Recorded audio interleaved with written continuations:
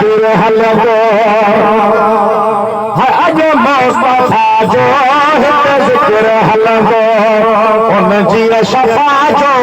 उन जी वफा जो उन जी शफा जो उन जी वफा जो हिते जिक्र हलंदो अज मुस्तफा जो अदा हिते जिक्र हलंदो अज मुस्तफा जो हिते जिक्र हलंदो उन जी शफा जो उन जी वफा जो हिते जिक्र हलंदो अज मुस्तफा जो अदा हिते जिक्र हलंदो अज मुस्तफा जो हिते जिक्र हलंदो है चुप जो चपन के लगायो लगालो सब समय आला चई वठ पात नालो सुभान अल्लाह है चुप जो चपन के लगायो लगालो सब समय आला चई वठ पात नालो सब समय आला चई वठ पात नालो हबीबे खुदा जो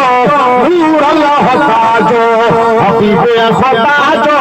नूर अल्लाह ताजो हिते जिक्र हलंदो अज मुस्तफा जो अदा हिते जिक्र हलंदो अज मुस्तफा जो हिते जिक्र हलंदो अब जंहिंखे मदीने वारे महबूब घुरायो आहे इन महफ़िल में उहो ई आयो है कथे थिए जमायत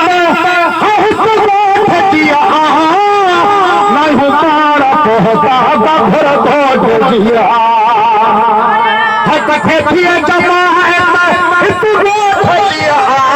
नहीं तारा पहुंचा घर घोट दिया नहीं तारा पहुंचा घर घोट दिया उन जी सखा जो उन जी अता जो उन जी सखा जो दिल जी दवा जो हिते जिक्र हलंदो अज मुस्तफा जो अदा हिते जिक्र हलंदो अज मुस्तफा जो हिते जिक्र हलंदो उन जी शफा जो उन जी वफा जो हिते जिक्र हलंदो अज मुस्तफा जो अदा हिते जिक्र हलंदो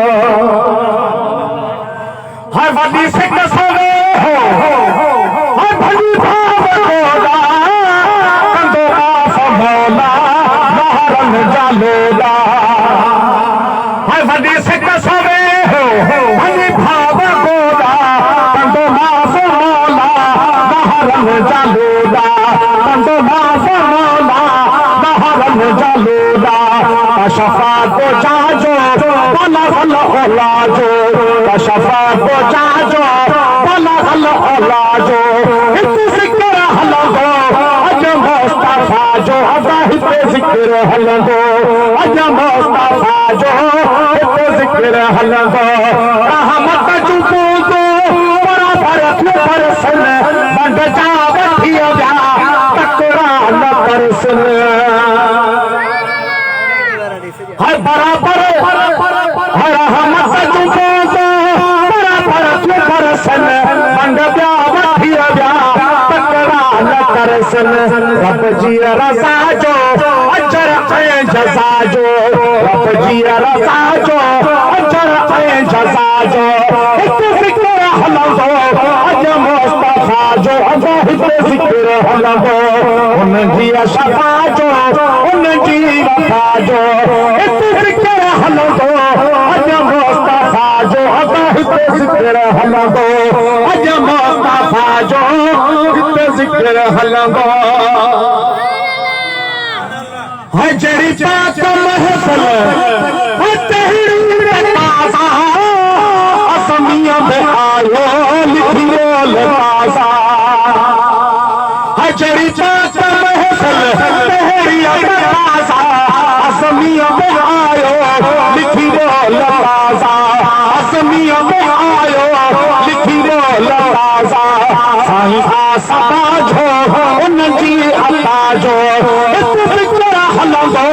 अज मुस्तफा जो अदा हिते जिक्र हलंदो अज मुस्तफा जो हिते जिक्र हलंदो